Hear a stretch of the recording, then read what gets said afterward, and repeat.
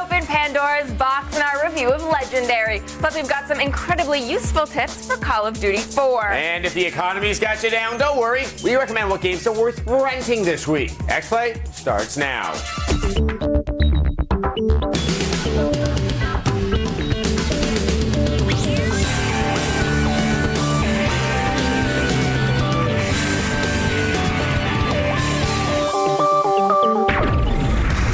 Welcome to Next Play, birthplace of 15-alarm chili.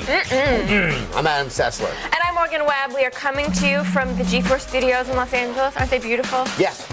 Stunning. All right, coming up, they're griffins, minotaurs, and werewolves. Oh my, we review the mythology-inspired Legendary. And if you think all your evil deeds in Fable 2 will go unnoticed by authorities, think again. We have the shocking truth. Then Kristen Adams will be here with the Gears of War 2 cheat that will net you some collectibles and maybe an achievement. Plus, Pro Gamer T2 will show you how to survive a brutal ambush in Call of Duty 4. But first, let's get all of the day's top headlines in our gaming update.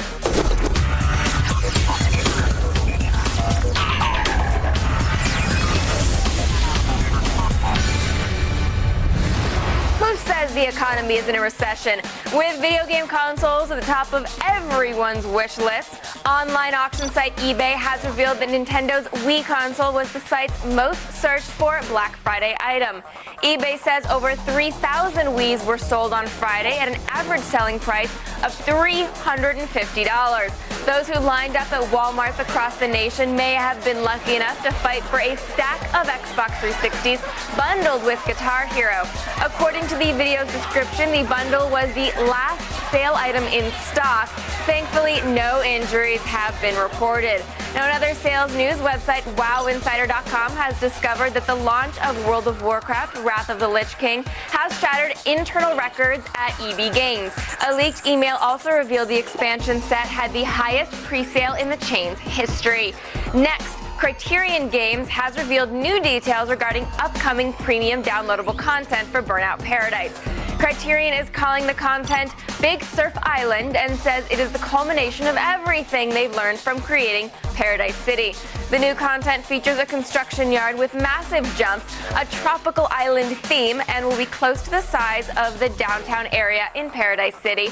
So far, no official release date or pricing details have been announced. And in We'll Believe It When We See It news, Gran Turismo 5 is now slated to be released in 2009.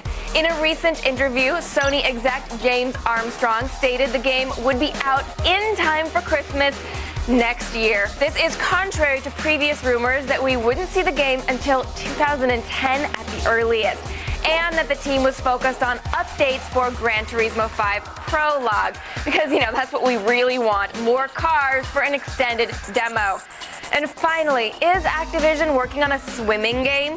A new rumor suggests that Olympic gold medalist Michael Phelps is set to dive into video games. During last night's episodes of 60 Minutes, Anderson Cooper revealed that the half-man, half-fish has a video game under development. Due to Phelps' appearance in the Guitar Hero World Tour commercial, there is some speculation that Activision could be publishing. Also under speculation is whether it will be a swimming title or an eating game. That's it for today's gaming update. For the latest news, be sure to check out our website, which, of course, g4tv.com/xplay, but you knew that already. Now let's head over to Adam, who loves Minotaur barbecue. Yes, but hate the mazes to try to find him. Okay, anyway, that's mythology. When your city is infested with griffins, the man to call is Charles Deckard, the star of Gamecock's latest Legendary. Charles made the mistake of opening Pandora's box and unleashing mythological creatures and a terrible game onto the world. Here's our review.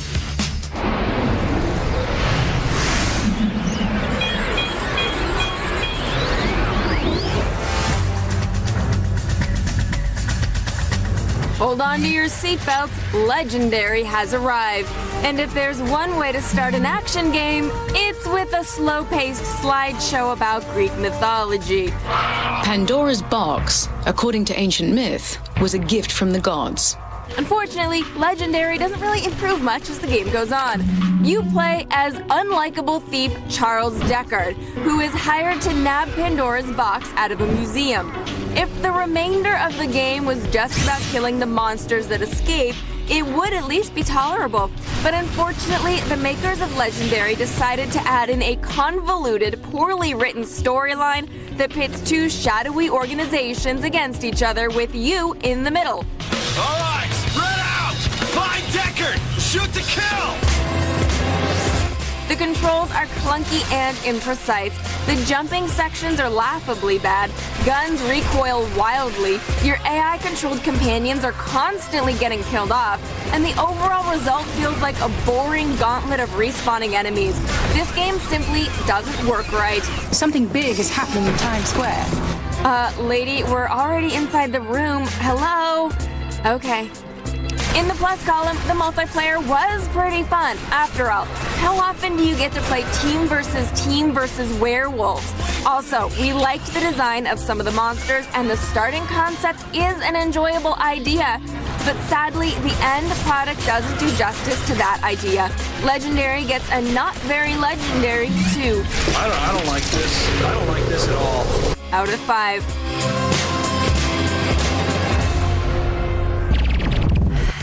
2. All right, in Call of Duty 4 multiplayer, Ambush is a particularly treacherous map. There are plenty of spots for campers. Snipers can be a little bit of a problem. And then there's the issue of raining spam grenades. Lucky for you, Pro Gamer T Squared has all the tips to make your battle a success.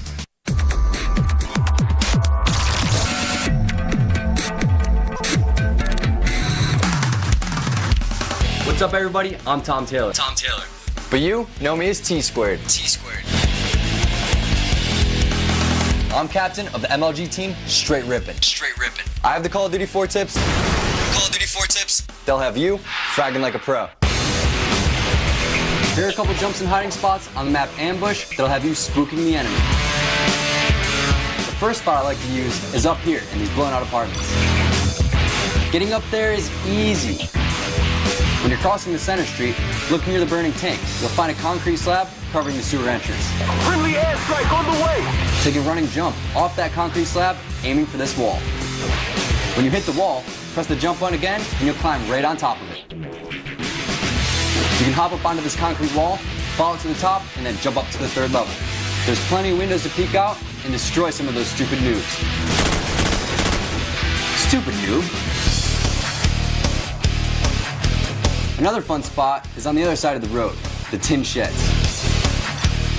Head up these stairs to the 2nd floor. Now you gotta jump off the side onto this metal fence below. While balancing, run along this fence and jump over the opening. Keep walking on the other side of the fence and you made it to the top of Tin Village. You can parade around on the roofs, regulating, jumping from one tin roof to another tin roof. Another noob bites the dust.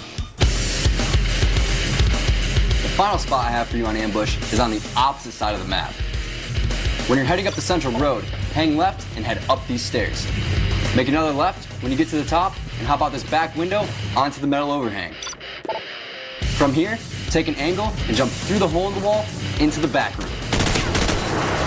Follow these tips on Ambush and you'll be prestiging in no time. Sniper on a hot tin roof. I like that. Part of the allure of Fable 2 is that it allows you to make moral choices that would otherwise cause you a bit of trouble in the real world. Thankfully, you can never be held accountable for the unspeakable things you do in the privacy of your own living room. Right?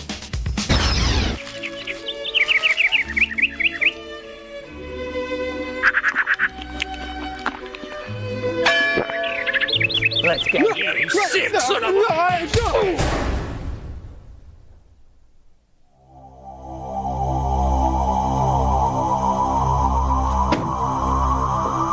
Hello, Gary. You sick son of a... What is this? What am I doing here? What are you doing here? Gary, come now. Do you really want me to list all the awful, deviant acts you performed in Albion? Albion? That's Fable. That's fake. Let's take a look then, shall we? October 21st, you started small, kicking chickens. People thought it was funny. But that wasn't enough for you, was it? You sick son of a... Then you really got a taste for the dark side, didn't you, Gary? It was a quick trip downhill. Solicitation of a prostitute. She asked... Extortion. Breaking and entering to have an impromptu threesome. That was for an achievement. Petty theft of a wooden horse. You killed Charlie just to get his hat. You killed a slaver, took his keys, freed the slaves, and then killed them all. You killed a god and then desecrated his grave by hopping up and down on it in a crazy manner. 8 monks followed you into the Temple of Shadows and never came out. I think they got lost. I don't know. We checked the cellar at Miracle Manor, Gary. What? No, you couldn't have. And we found the remains of 58 individual Bowerstone villages. That's right. You're sick. You know it. You wanted to get caught. It's why you tried to kill Timmy the villager in broad daylight. I just wanted to see if you could kill children.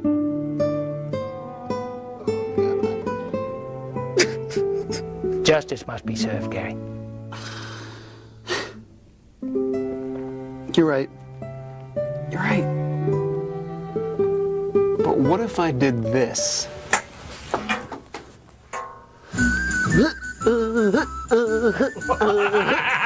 That's not that bad. That was wonderful. That's not that bad. That was wonderful.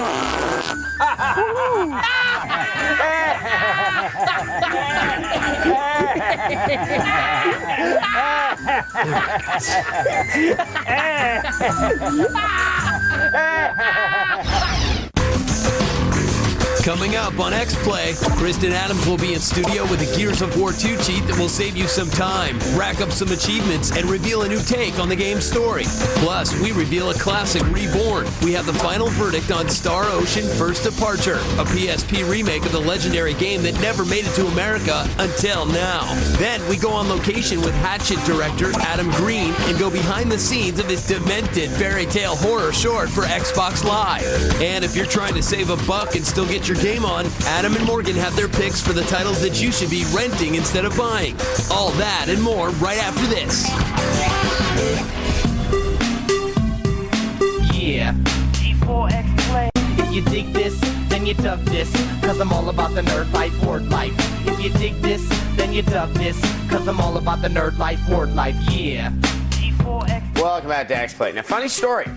I lost everything in the housing market collapse. Trying to flip 10 houses at once seems a bit foolish in retrospect. Well, if you're like Adam and living on a tighter budget these days, we actually have a few suggestions for games that make great rentals. Okay, now ideally you want a game that you can beat within a week or less, and that's all the time you'll need to play through Mirror's Edge. Yeah, Mirror's Edge is actually really short. It is very unique, which is great, but you can also blow through the story in a couple of sittings. It's it's a very short game for all that money. If you want more to do, there's always the time trial mode. We also recommend renting another game, which may have caught your eye, Mortal Kombat versus DC Universe. Okay, the game, it's just silly, but you're going to get a kick out of some of the unique matchups. And around the time you realize how ridiculous and repetitive the whole thing is, well, you get to return it. You get to take it so back. It all works out well. Exactly. Now, after not playing Gears of War for a few years and then picking up the sequel, it can take a while to acclimate yourself to Chaos of War. You might even miss a few precious details along the way. Well, that's where Kristen Adam comes in to help you stop and smell the collectibles. I can smell them already. It's true, sometimes in the middle of a firefight, a COG soldier needs a little R&R. And what better way than kicking up your feet and reading a newspaper clipping? Finding every collectible in the game earns you an achievement, and here's where they live on the first 2 levels.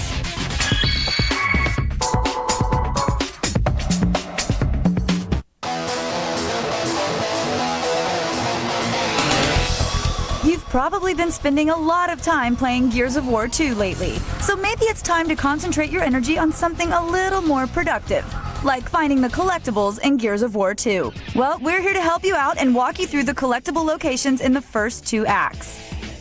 When you start out in Act 1, make sure to choose the training option. Then just head down the alley and there should be an Eagle newspaper lying in the street. Next, keep your eyes open for the ambulance driver's log. After you get down the ladder at the end of training, take a right and enter the garage. And there it is. In Act 2, you'll have to fight off some locusts in the hospital. After your first battle, you'll be in a long room that overlooks the first floor. Take a left out of the room and there'll be a small room where you'll find the doctor's journal. Now, make your way to the large reception area. There'll be a big round desk in the center of the room. Go over and pick up the Jacinto Medical Center file on the floor. Next, head over to the hospital cafeteria. Right next to the cafeteria, there's a small office with a desk and a computer. Go inside and look for the COG letterhead. If you go to the second floor of the hospital lobby, you'll find the COG proclamation. It will be on the floor of the lobby right next to some ammo. Finally, you'll find the last collectible in Act 2 right after you leave the hospital. Take a right when you exit and you'll find some dog tags on the ground next to a pillar. So, there you go. Now why don't you make something of yourself and start collecting?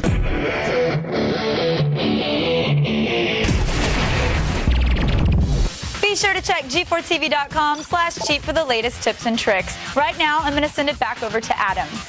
Although you may have played some of its sequels, you probably never played the first Star Ocean. It was never released in America until now. Well, kind of. Star Ocean First Departure is a remake of the first title that features one of my favorite names for voice actors ever, Dick Smallberries Jr. Almost like a dick. Here's our review.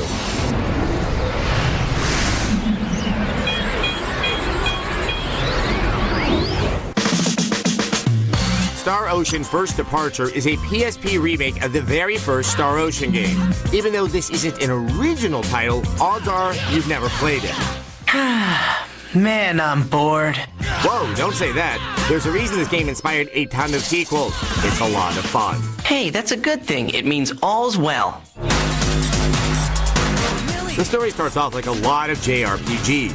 You play as this group of brats. We aren't just any brats, I'll have you know. We're the official town defense force. Whatever.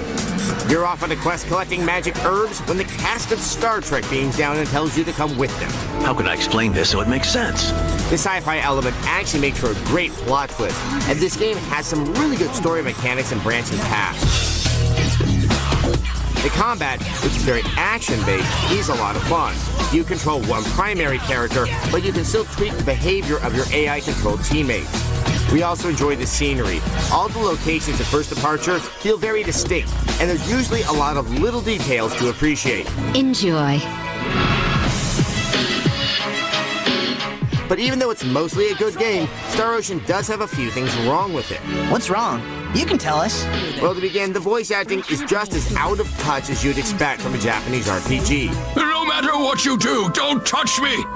And it's aggressively chatty. During and after combat, your crew is constantly stepping on each other's line. Let's get moving! If it weren't for those nitpicks, this could be a classic remake. But as it is, Star Ocean First Departure gets 4 whiny anime heroines. How can something like this happen? Out of 5. When X-Play returns, we are going to go on location with director Adam Green and take you inside the demented fairy tales on the way to Xbox Live's horror series. We'll be right back.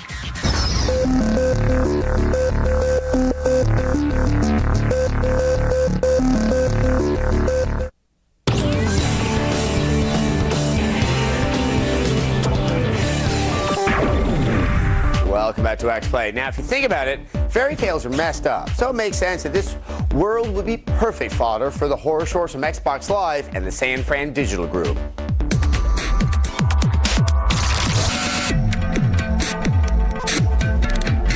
Please go back to your cookies, Mr. Keebler. Thank you. Go back to my cookie. Maybe you should go back to my cookie. I'm hanging out with Adam Green, writer-director of Hatchet, and we're talking Xbox Live horror meets comedy. And I was talking to you a little bit about Fairy Tale Police. Tell me about it. There was a car in front of me that had a bumper sticker that said Humpty Dumpty was pushed. And that's when I started thinking, what if you did like a kind of a rip-off of Cops, except they're investigating all these fairy tale creatures and people and trying to keep order. Either of you fellas seen this woman around here? Nope. Not me. We've done one of these before with the guy who did Janitor, and he was talking to me about how difficult it was to work with such a limited budget. Tell me about that. My idea being a reality show lent itself to low budget because we don't need it to try to look like a film. I mean, one spotlight on the camera and we're pretty much ready to go. I feel like you've got to be playing to a different demographic as far as Microsoft's install base is concerned than what you were doing previously. So how is it to kind of, did you have to cater your content to that particular demographic or just kind of do your own thing? I pretty much did my own thing with this, again, only because the concept inherently lent itself into something that I think caters to a pretty broad audience. When you look at the show Cops, anybody, you see it for 5 seconds, you get sucked in because it's real. It was easy to make something that was broad for the Xbox audience. Excellent. Thank you Thanks so much for talking to us, man. Appreciate it. Look for Fairy Tale Police as a download on Xbox Live on January 4th, 09. Tomorrow on XPlay XL, we've got an hour of gaming goodness. You don't want to miss our holiday buyer's guide. We reveal all the gifts that should be on every gamer's list this year. We've got picks for every platform: PS3, Xbox 360, Wii, DS, PSP, and PC. We even have a lump of coal for the jerks on your list. Be here to see what to get gamers you hate. And later in the week, we've got extended demos of Killzone 2, Champions Online, and Lord of the Rings Conquest, as well as reviews of more blockbuster games. Find out if Wii Music, Prince of Persia, and Skate It are worth your holiday cash. XPlay XL has all of the biggest games every night this week. You know, maybe coal might be kind of a valuable gift this Christmas. I think it is now. Up next, our Guitar Hero World Tour special. Thanks for watching.